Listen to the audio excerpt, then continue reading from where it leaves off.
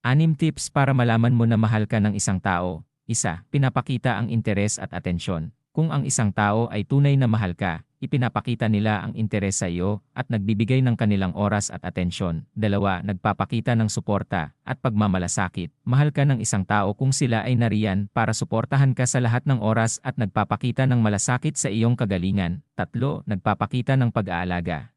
Ang tunay na pagmamahal ay nagpapakita ng pag-aalaga sa iyong kalusugan at kagalingan. Apat, nagpapakita ng respeto at pangunawa. Kapag mahal ka ng isang tao, sila ay magbibigay ng respeto at mauunawaan ang iyong mga damdamin at pangangailangan. Lima, nagbibigay ng oras at pagmamahal. Ang paglalaan ng oras at pagmamahal ay malaking tanda ng pagmamahal ng isang tao sa iyo. Anim, nagpapakita ng malasakit. Maaaring ipakita ng isang tao ang kanilang pagmamahal sa pamamagitan ng simpleng mga kilos ng malasakit at pag-aalaga.